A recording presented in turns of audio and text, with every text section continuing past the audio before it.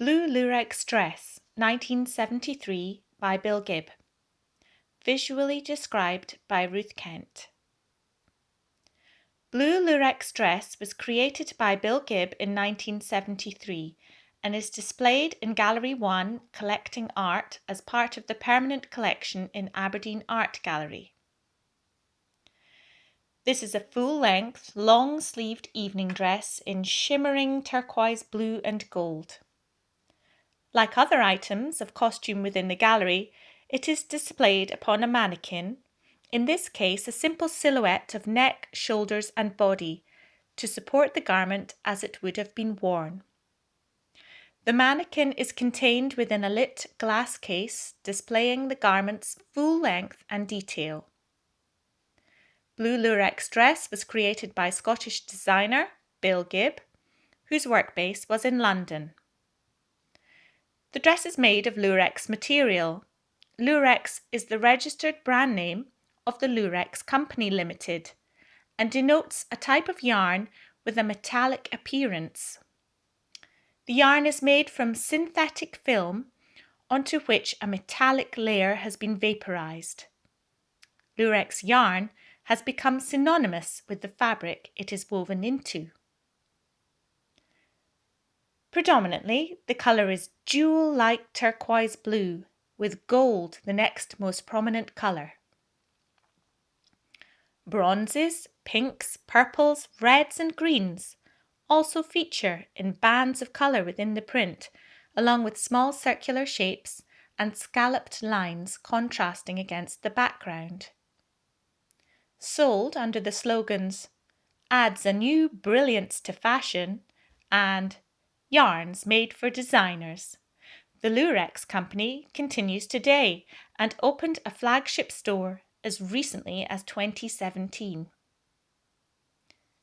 The appearance of Lurex is shiny, metallic, with lots of sparkle, as the metallic threads catch the light. In texture, you would feel the metallized fibers and then the softer give and stretch of the fabric. Reputedly rather hot and itchy to wear, nonetheless, the glamorous properties of Lurex have made it popular in show business. In style, the dress has a scooped neckline, wide puffed sleeves, gathered twice around the elbow, and tapers onto long, elegant cuffs. The bodice gently drapes, tunic style, to the waist, with voluminous skirts gathered onto the waistband and falling in soft pleats. The skirt finishes in layers of material with an uneven hemline, longer at the back, and some contrast of colour in the layers. The shape overall is a flowing, multi-layered construction, offering freedom of movement to the wearer. The dress is richly embellished, with knotted and braided golden cords, each positioned around an inch apart and hanging vertically from the waistband, reaching to the hem of the first layer. These cords connect onto small gold hoops, which also encircle the cuffs of each sleeve. The braids and hoops are part of the historical influence in the design, which references medieval costume. On the bodice front sits a triangular panel of fabric with the apex upwards and the wider part landing at the waistband, embellished with beadwork also in a triangular pattern. The small blue beads are all of one colour and size. The fabric pattern has been carefully matched along the outsides of the sleeves and sides of the skirt where the vertical lines of pattern meet. It would have held its shape and the skirts would have moved with a slight weight as you walked or danced. Context for the making of this work. This dress was designed as evening wear for women in the 1970s, at a time of rapid social change. As a piece of high fashion, a dress like this would not have been accessible to the majority of women, but would have led the way in terms of trends.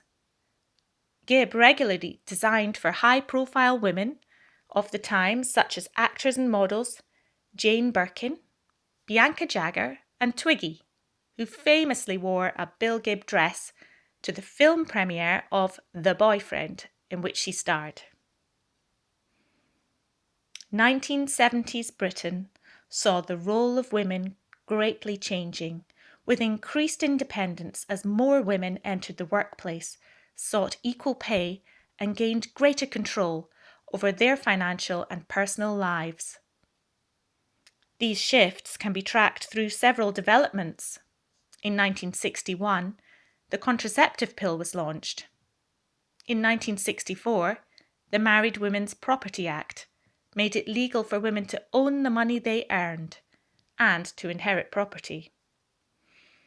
In 1967, the Abortion Act was passed, and 1968 saw the Dagenham machinists strike for equal pay.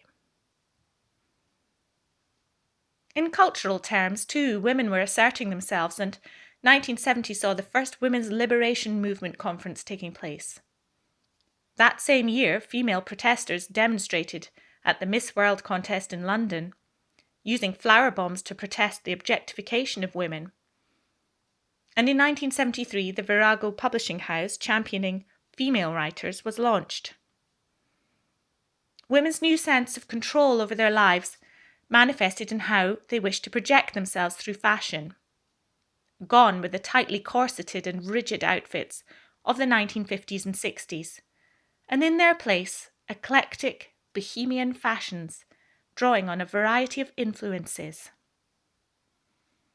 Bill Gibb's clothing designs captured this emerging free spirit perfectly, at once incredibly feminine and unrestrictive.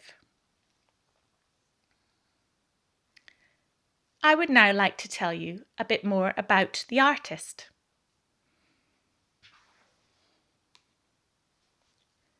William Elphinston Gibb, affectionately known as Billy, was born in January 1943 in the village of New Pitsligo near Fraserburgh, Aberdeenshire. The eldest of 7 children, he was brought up on the family farm and enjoyed a rural childhood. His teachers at Fraserburgh Academy encouraged him to study art, which took him to London to study at St Martin's School of Art, where he graduated top of the class. Before completing a scholarship at the Royal College of Art, where fellow fashion students included Ozzie Clark and Zandra Rhodes, he left to start his own business. It is likely that a visit to New York in 1967 with a group of 6 fashion students made an impact on the young designer. He then toured the United States with Kaffe Fassett, the textile and knitwear designer.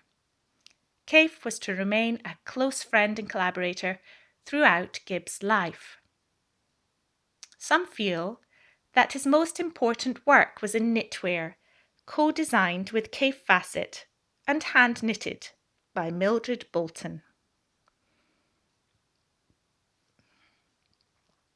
Only 3 years later, in 1970, Vogue named Gibb Designer of the Year, bringing him to prominence in the fashion world with a collection that mixed plaids with brightly coloured knitwear. He designed first for the Alice Paul boutique, set up with some friends, then worked freelance for the label Baccarat, before launching his own company, the Bill Gibb Fashion Group, in 1972. Major success saw his own shop open on London's Bond Street and Harrods open the Bill Gibb Room. Gibb's designs were pieces of art. Each could take months to complete, with intricate embroidery, beading, and applique.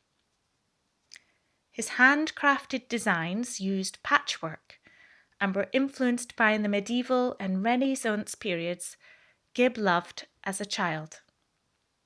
His fantastical creations were based on nature with unexpected combinations of fur, feathers, printed leather, and brightly coloured fabrics. The mid-1980s brought a renewed collaboration with Kaffe Fassett.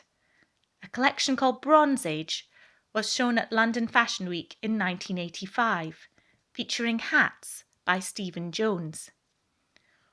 While critics praised his simply cut, richly coloured knitted suits and throws, and fairy tale exercises in the Baroque, the beaded and the burnished, it did not attract buyers.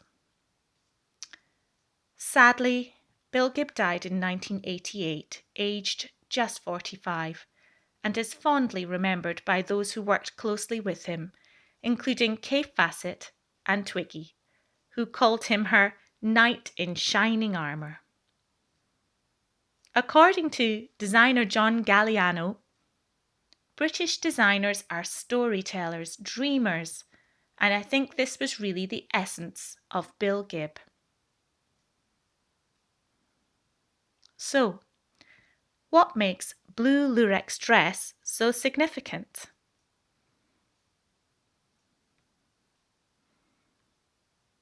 As an artist born and brought up in the northeast of Scotland, it's important that Aberdeen Art Gallery celebrates and shares the unique skills, talent and legacy of Bill Gibb as part of the area's heritage, and to inspire other young artists and designers. Aberdeen Art Gallery holds the largest archive of Bill Gibb's work, including over 2,500 design drawings and over 120 garments. Some of these drawings are available to view in the set of drawers located beside the dress display in Gallery 1. Garments from the collection have recently inspired a creative project by Fraserburgh-born writer Shane Strachan, who created an installation of performance poetry based on Gibb's life and work entitled The Bill Gibb Line. The work was commissioned by Look Again Festival 2019 and was shown at Aberdeen Art Gallery in February and March 2020 until closure of the building due to COVID-19. A podcast is available on Apple Podcasts and Spotify. Please see Shane Strachan's website at www.shanestrachan.com for further information. Bill Gibb was probably best known for his evening gowns, fabulous concoctions in floaty and exotic fabrics, embellished with appliqué or heavily embroidered, and therefore the dress is a significant artwork for the collection. Being from the height of Gibb's career, it's important in demonstrating several of his key design characteristics. It was featured in Gibb's 10th anniversary show at the Royal Albert Hall in 1977. Blue Lurex dress is a dazzling, eye-catching piece by the unsung hero of British fashion that we are delighted to introduce audiences to. This brings us to the end of the visual description of Blue Lurex dress by Bill Gibb.